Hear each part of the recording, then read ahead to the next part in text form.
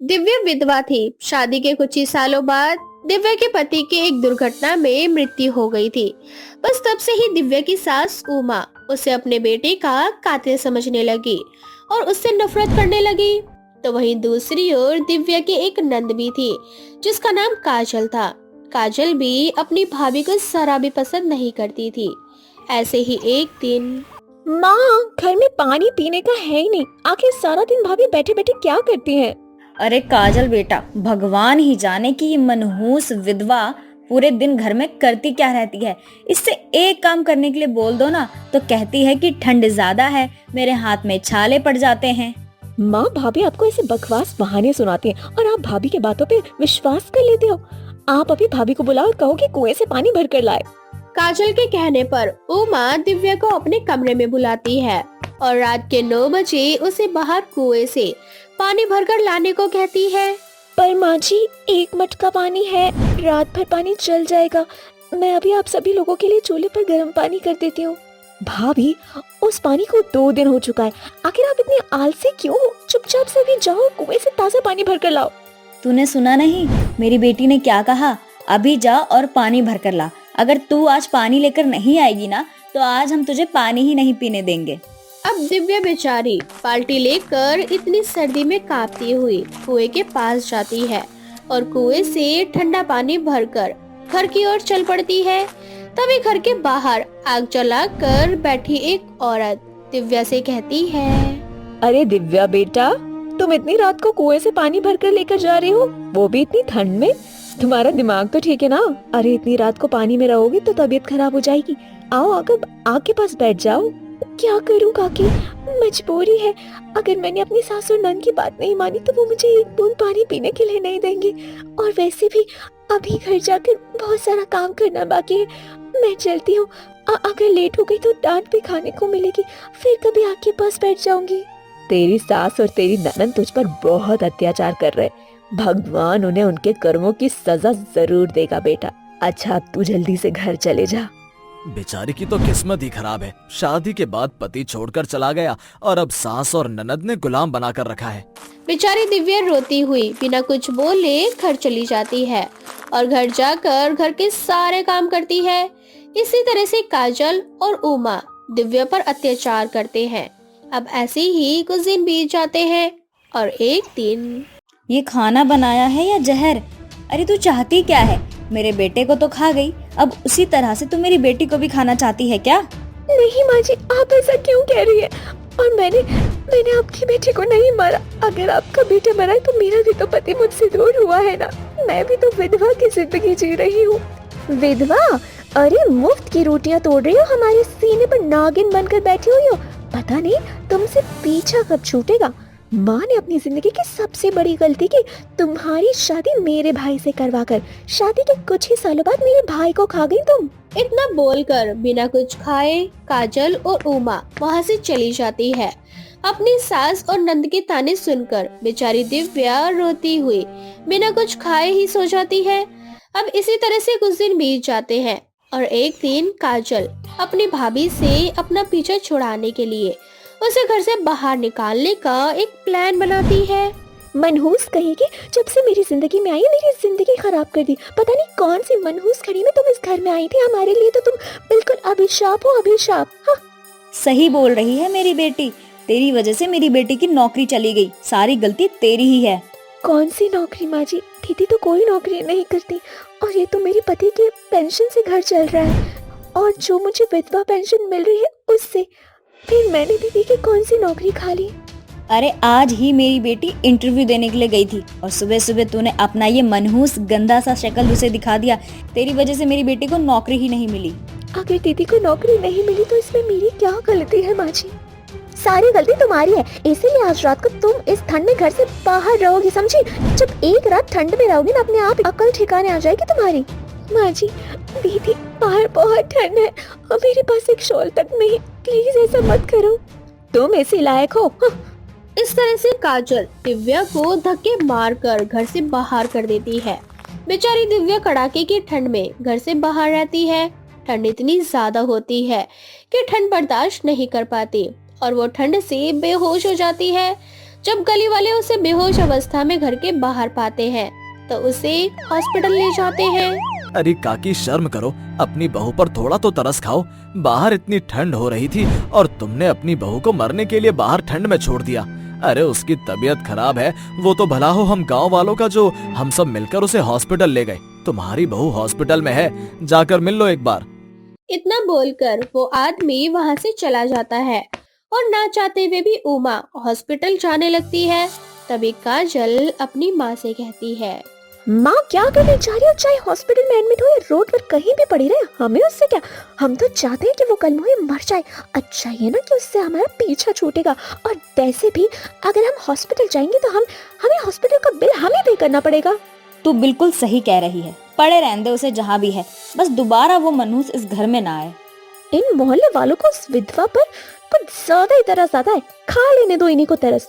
इस तरह से काजल और उमा हॉस्पिटल नहीं जाते। 2 दिन बाद जब दिव्या को होश आता है तो वह देखती है कि उसे मिलने कोई नहीं आया और डॉक्टर्स दिव्या से बोलते हैं, देखिए मैडम, आप 2 दिन से यहाँ हॉस्पिटल में भर्ती हैं, पर आपसे मिलने अब तक कोई नहीं आया।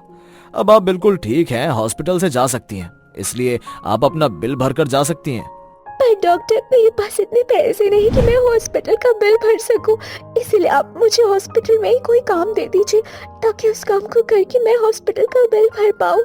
दिव्या की हालत देखकर डॉक्टर्स को तरस आ जाता है और डॉक्टर दिव्या को अपने ही हॉस्पिटल में साफ सफाई का काम दे देता है। अब दिव्या हॉस्पिटल में ही रहकर साफ सफाई का काम करती, साथ ही साथ मरीजों की देखभाल भी। दिव्या, तुम्हारा जितना भी बिल बना था तुमने 1 हफ्ते काम करके वो बिल चुका दिया है। अब तुम चाहो तो हॉस्पिटल से जा सकती हो। इस ठंड में मैं कहाँ जाऊँ? मेरे पास रहने का कोई ठिकाना नहीं है और वैसे भी हॉस्पिटल में काम करते करते मुझे यहाँ के मरीज और हॉस्पिटल से लगाव हो चुका है। मुझे हॉस्पिटल से मत निकालो। मुझे हॉस्पिटल की साफ सफाई और मरीजों का ख्याल रखने का ही काम दे दो। इस तरह से दिव्या डॉक्टर से बात करके वहीं पर काम करने लगती है और खुद को ठंड के कहर से भी बचा लेती है। जिसके बाद फिर कभी दिव्या अपने ससुराल नहीं जाती और हॉस्पिटल में रहकर मरीजों की सेवा करती। रजनी शुरू से ही गांव में पली बड़ी थी, पर उसकी शादी नितिन नाम के एक लड़के से हुई थी जो कि शहर में रहता था। रजनी शहर में अपने पति और सास रूपा के साथ बहुत खुश थी, पर जहाँ रजनी अपनी सास और पति से खुश थी तो वहीं बेचारी रूपा अपने बहू के जुगाड़ से परेशान थी। ऐसे ही एक दिन, अरे बहू, वो तकिए का कवर फट गया था, इसीलिए मैं आज एक नया कवर लेकर आई हूँ। अरे इसमें तो पहले से ही कवर लगा हुआ है, तू कवर लेकर आई थी क्या? माँ जी, जब घर में पहले से ही इतने सारे पुराने कवर रखे हैं तो नए कवर लाकर पैसे क्यों बर्बाद करना? देखिए, मैंने पुराने कवर को जोड़कर कुछ नए कवर बना दिए। देखिए कितना अच्छा लग रहा है आपका तकिया। अरे हाँ, मैं तो भूल ही गई थी कि मेरी बहू तो जुगाड़ू है, उसके पास हर चीज का जुगाड़ रहता है। खैर, इन कवर को संभाल के रख दे, जब घर में मेहमान आएंगे तो इन कवर को लगा लेंगे हम। इस तरह से रूपा वहाँ से चली जाती है। अब ऐसे ही कुछ दिन गुजर जाते हैं और एक दिन खाने की टेबल पर, अरे बहू, तुझे क्या हो गया है? तू इतने धीरे धीरे रोटियां क्यों बना रही है? मैं और नितिन कब से टेबल पे बैठे हैं, अब तक तूने एक भी रोटी नहीं लेकर आई। हाँ रजनी, अगर टाइम लगेगा तो हमें बता दो, हम थोड़ा सा वेट कर लेंगे। हे भगवान, इस गैस को भी अभी खत्म होना था। नितिन जी और माँ जी रोटी का इंतजार कर रहे हैं, अब क्या करूँ? खाने पर से किसी को उठाना सही नहीं होगा, मुझे अपना ही कोई जुगाड़ लगाना होगा। इतना बोलकर रजनी सोच में डूब जाती है और कुछ देर बाद फटाफट छत पर से कुछ सूखी लकड़ियां लेकर आती है और फटाफट चूल्हे पर रोटी बनाकर नितिन और रूपा को खाने को देती है। अगली सुबह रूपा की आंख जल्दी खुल जाती है और जब वो किचन में अपनी बहू की मदद करवाने जाती है तो वो देखती है कि रजनी राख से बर्तन साफ कर रही है। अरे बहू, ये क्या कर रही है तू? सारे बर्तन राख से साफ कर रही है। अरे देख, राख से साफ करने की वजह से बर्तन कैसे काले होते जा रहे हैं। अरे माँ जी, बर्तन अभी आपको काले नजर आ रहे, पर जैसे मैं इनमें पानी से धोऊंगी ना, ये सारे बर्तन शीशे की तरह चमकने लगेंगे। आप अपनी शक्ल तक देख सकती हैं इसमें। और वैसे भी माँ जी, गाँव में बर्तन करने के लिए साबुन नहीं होती, सब वहाँ पर राख से ही बर्तन धोते हैं। वो सब तो ठीक है बहू, लेकिन तेरे पास ये राख कहाँ से आई? अरे माँ जी, अब क्या ही बताऊं आपको। रात में आप और नितिन जी खाने पर बैठे थे और तभी बदतमीज सिलेंडर खत्म हो गया। अब मैं आप दोनों को खाने पर से उठा भी नहीं सकती थी ना, तो इसीलिए फटाफट ऊपर से मैं कुछ सूखी लकड़ियां लेकर आई और मैंने गर्मा गर्म चूल्हे पर आप दोनों के लिए रोटियां सेक दी। क्या तूने चूल्हे पे रोटियां बनाई? हे भगवान, तुझे पता भी है लकड़ियां कितनी महंगी है। वो लकड़ियां मैंने आग जलाने के लिए रखी थी और देख नहीं रही कितनी सर्दी पड़ रही है। माँ जी, आप तो बेकार ही मुंह बना रही हैं। अगर भूखी मर जाओगी तो सर्दी से कैसे बचोगी? अरे मेरी जुगाड़ू बहू, घर में एक एक्स्ट्रा सिलेंडर रखा हुआ था, तू उसे लगा लेती ना। पर माँ जी, आप तो जानती है ना कि हमें सिलेंडर लगाना नहीं आता। हाँ सही कह रही है, मैं तो भूल ही गई थी कि मेरी बहू को सिर्फ और सिर्फ जुगाड़ लगाना आता है, दिमाग लगाना तो आता ही नहीं। इतना बोलकर रूपा वहाँ से चली जाती है। अब ऐसे ही कुछ दिन बीत जाते हैं और एक दिन नितिन के फोन पर पानी गिर जाता है, जिससे नितिन बहुत ज्यादा परेशान हो जाता है। नितिन जी, क्या हुआ? आप इतने परेशान क्यों हैं? रजनी, तुम नहीं समझोगी, मेरे फोन में पानी चला गया है। अब मेरा फोन बंद हो चुका है। अगर मेरा फोन चालू नहीं हुआ तो मुसीबत आ जाएगी। अरे नितिन जी, बस इतनी सी बात है, फोन में ही तो पानी गया है। एक दिन के अंदर अंदर मैं आपके फोन को बिल्कुल ठीक करके दे दूंगी। जब तक आप एक काम कीजिए, मेरा फोन यूज कर लीजिए। इस तरह से रजनी नितिन का फोन लेकर चावल के डब्बे में डाल देती है और एक दिन बाद फोन नितिन को देती है। अब नितिन जैसे ही अपना फोन चालू करता है, वो देखता है कि उसका फोन पहले की तरह ठीक हो चुका है। अरे वाह रजनी, ये तुमने कैसे किया? मेरा फोन तो ठीक हो गया। नितिन जी, आप तो बेकार ही डर रहे थे। आपके फोन में बस हल्का सा पानी गया था और मैंने उस पानी को सुखा दिया, वो भी चावल के डिब्बे में डालकर। इस तरह से जुगाड़ लगाकर फिर से रजनी नितिन और अपने घर वालों की मदद करती है। इसी तरह से रजनी आए दिन कोई न कोई जुगाड़ लगाती और काम चलाया करती। अब इसी तरह से कुछ दिन बीत जाते हैं और एक दिन गलती से रूपा मच्छरों को भगाने के लिए अगरबत्ती जला लेती है, जिसकी वजह से नितिन की आवाज चली जाती है। अरे नितिन जी, क्या हुआ? आप इशारे क्यों कर रहे हैं? कुछ बोल क्यों नहीं रहे? रजनी नितिन के इशारे नहीं समझ पाती, जिसके बाद नितिन एक पेपर पर रजनी को लिख कर देता है। माँ ने कल रात को भूल से अगरबत्ती जला दी और मुझे अगरबत्ती से एलर्जी है। बस इसी वजह से मेरे गले से आवाज नहीं निकल रही। अब मुझे 1 हफ्ते तक दवाई खानी होगी, तब जाकर मेरा गला ठीक हो पाएगा। क्या आपको अगरबत्ती से एलर्जी है? पहले बताना चाहिए था ना। बेकार ही आप दवाई के झंझट में पड़ रहे हैं। आप यहीं रुकिए, मैं आपके लिए काढ़ा बना देती हूँ। बस 2 दिन बाद वो काढ़ा पीना होगा, फिर देखना कैसे आपकी आवाज पहले की तरह बुलंद हो जाएगी। इतना बोलकर रजनी काढ़ा बनाने के लिए चली जाती है। तो वहीं दूसरी ओर रूपा जब अपने बेटे की ऐसी हालत देखती है तो उसे याद आता है कि उसके बेटे की ये हालत उसी की वजह से हुई है। जिसके बाद रूपा रजनी को काढ़ा बनाने से मना करती है और उससे कहती है, अरे बहू, ये क्या कह रही है? हर चीज में तेरा जुगाड़ काम नहीं आने वाला। बिना दवाई के मेरा बेटा नितिन बिल्कुल भी ठीक नहीं होगा, उसे डॉक्टर के पास लेके जाना पड़ेगा। माँ जी, इस काढ़े के सामने ना डॉक्टर की दवाइयाँ भी फेल है। ये जो काढ़ा मैं बना रही हूँ, उससे अच्छे अच्छे लोगों की तबीयत ठीक हो जाती है। फिर नितिन जी की आवाज क्या चीज है? आप बस 2 दिन दीजिए। अगर 1-2 दिन में नितिन जी की आवाज वापस नहीं आती तो फिर भले ही आप उन्हें डॉक्टर के पास ले जाना। रूपा के बार बार रोकने पर भी रजनी नहीं मानती और अपने पति को सुबह शाम काढ़ा पीने को कहती है और 2 दिन के अंदर ही अंदर काढ़ा अपना काम करके दिखा भी देता है और बहुत जल्द पहले की तरह नितिन की आवाज ठीक हो जाती है। माँ देखो, रजनी के जुगाड़ का कमाल। इतनी जल्दी तो मैं डॉक्टर की दवाई से भी ठीक नहीं हो पाता जितनी जल्दी रजनी के काढ़े से हो गया। हाँ बेटा, तू बिल्कुल ठीक कह रहा है। तेरी आवाज तो बिल्कुल सही हो गई है, पहले की तरह तेरी आवाज है। मानना पड़ेगा बहू के जुगाड़ को। बहू का जुगाड़ हमेशा हमें फायदा पहुंचाता है, कोई नुकसान नहीं होता बहू के जुगाड़ से। अब तो मुझे बहू के जुगाड़ पर पूरा भरोसा हो चुका है। उसका कोई ऐसा जुगाड़ नहीं है जो हमें फायदा न पहुंचाए। तो माँ जी, आप भी मान गई ना मेरी जुगाड़ को? हाँ मेरी जुगाड़ू बहू। इस तरह से रजनी अपना दिमाग लगाकर कोई न कोई जुगाड़ लगा ही लेती और उसके इस जुगाड़ पर अब रूपा और नितिन को भी भरोसा हो जाता है कि रजनी का जुगाड़ कोई ऐसा वैसा जुगाड़ नहीं होता। ये कहानी सहारनपुर नाम के एक छोटे से गांव की है, जहां सीमा नाम की एक औरत खेत से लकड़ियां जमा करके घर आ रही होती है। तभी उसे रास्ते में सोने की पायल मिलती है। सीमा बहुत गरीब थी, इसलिए उस पायल को देखकर सीमा के मन में लालच आ जाता है और वो जल्दी से उस पायल को उठाकर अपने घर की ओर चल देती है। कुछ देर बाद सीमा घर जाती है, जहां वो अपने पति विनोद को देख उनसे बोलती है, आप घर पर ही हैं? अच्छा हुआ जो आप आज जल्दी घर आ गए। मुझे आपको बहुत अच्छी चीज दिखानी है। अरे सीमा, तुम तो ऐसे खुश हो रही हो जैसे तुम्हारे हाथों कोई बेशकीमती खजाना लग गया हो। अभी जो मैं आपको दिखाने वाली हूँ वो किसी बेशकीमती खजाने से कम नहीं है। अगर ऐसा है तो दिखाओ फिर वो बेशकीमती चीज। आखिर मैं भी तो देखूं, ऐसा क्या लग गया तुम्हारे हाथ। अब सीमा विनोद के कहने पर उसे वो पायल दिखाती है। सोने की इतनी भारी पायल देखकर विनोद के मन में भी लालच आ जाता है और वो सीमा के हाथों से पायल छीनकर उससे बोलता है, कितनी सुंदर पायल है और कितनी भारी भी। ये तो सच में किसी बेशकीमती खजाने से कम नहीं है। और सीमा, तुम्हें ये पायल कहाँ से मिली? मैं नहीं जानती कि ये पायल किसकी है। मैं तो बस जंगल से लकड़ियाँ जमा करके घर आ रही थी, तब रास्ते में मुझे ये पायल दिखी। सीमा चलो, इसे हम अभी बेच कर आते हैं। इसे बेचकर हमें बहुत सारे पैसे मिल सकते हैं। हम तो रातों रात अमीर हो जाएंगे। अरे तुम्हारा ध्यान सिर्फ पैसे उड़ाने पर रहता है। मुझे तुम एक बात बताओ, तुम इस पायल को बेचकर इससे मिले पैसों का करोगे क्या? जो तुम करोगी। मैं सब जानती हूँ, तुम इन पैसों से जाकर शराब पी लोगे। मैं ये पायल नहीं बेचने वाली।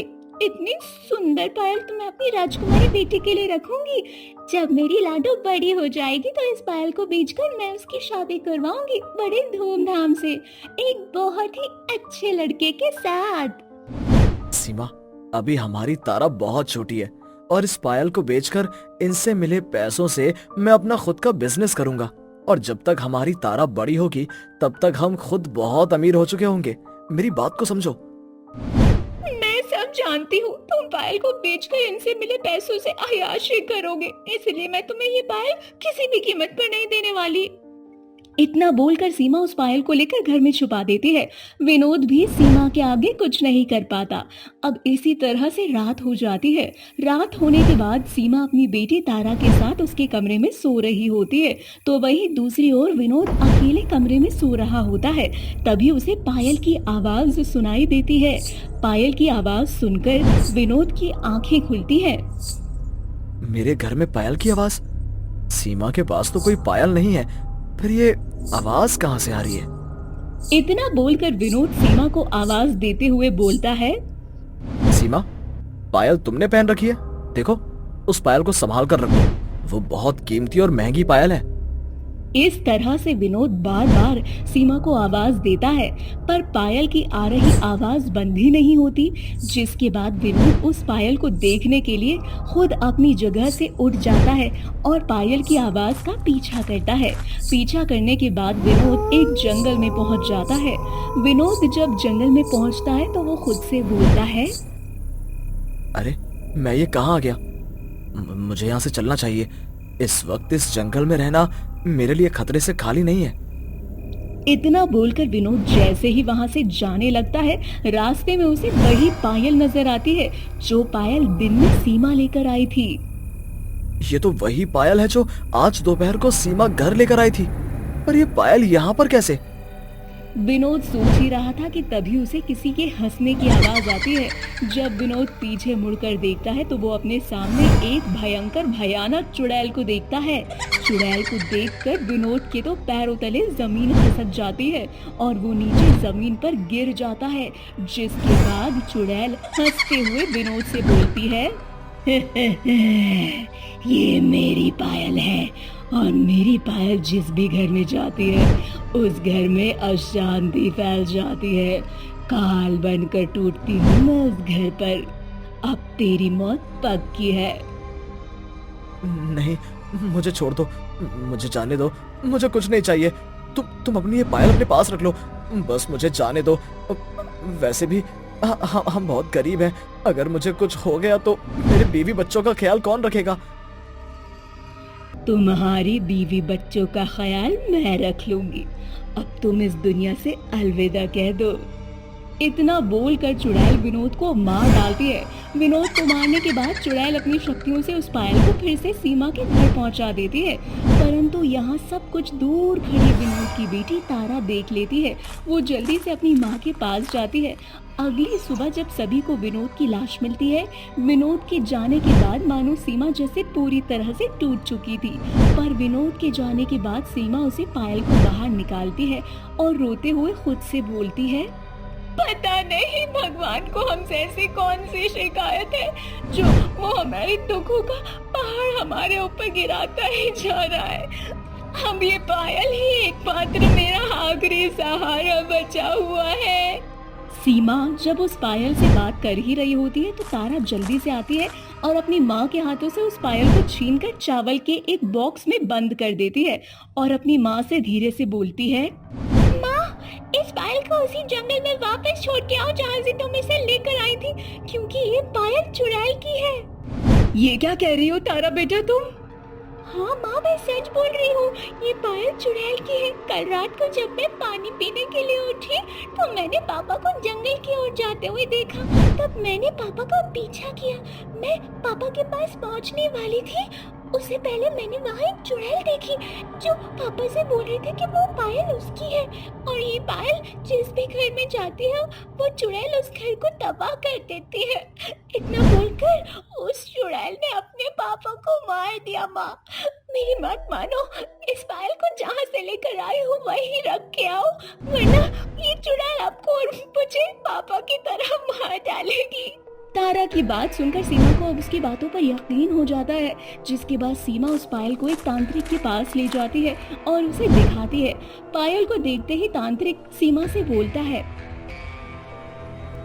तुम्हारी बेटी बिल्कुल सच बोल रही है, ये एक चुड़ैल की पायल है और वो चुड़ैल जानबूझकर अपनी पायल तुम जैसे गरीब और मासूम को देती है ताकि तुम जैसे गरीब लालच में आकर उसकी पायल को अपने घर में रखो और वो तुम लोगों को मारकर अपनी भूख को शांत कर सके। वो चुड़ैल सदियों से जिंदा है और इसी तरह से अपना शिकार करती है। पर बाबा, इससे बचने का कोई तो रास्ता होगा ना। मैं अभी नहीं मरना चाहती, मेरे कुछ अरमान है अपनी बेटी को लेकर, मुझे उसे पहले पूरे करना है। तुम फिक्र मत करो, आज ये चुड़ैल मेरे हाथों में आ चुकी है, अब ये मेरे हाथों से बचकर कहीं नहीं जा सकती। इतना बोलकर तांत्रिक बाबा एक हवन कुंड तैयार करते हैं और हवन करने लगते हैं। हवन करने के बाद वो चुड़ैल खींची हुई बाबा के पास आ जाती है और उससे बोलती है, देख तांत्रिक, मुझे मालूम है तू बहुत शक्तिशाली है और मेरी पायल अब तेरे कब्जे में है। देख, मैं तुझसे वादा करती हूँ, मैं सीमा और उसकी बेटी को कुछ नहीं करूँगी। तू बस मुझे मेरी पायल दे दे और मुझे यहाँ से जाने दे। अगर तूने मुझे यहाँ से नहीं जाने दिया तो मैं मरने से पहले इस सीमा और उसकी बेटी को खत्म कर दूंगी। मेरे होते हुए तू इनका कुछ नहीं कर पाएगी चुड़ैल। इतना बोलकर तांत्रिक बाबा चुड़ैल की पायल को हवन कुंड में डाल देते हैं। पायल जैसे ही हवन कुंड में जाती है, उसके पीछे चुड़ैल भी उस हवन कुंड में चली जाती है और चुड़ैल अपनी पायल के साथ जलकर खत्म हो जाती है। जिसके बाद सीमा कभी भी रास्ते से कोई भी सामान उठाकर अपने घर नहीं लाती।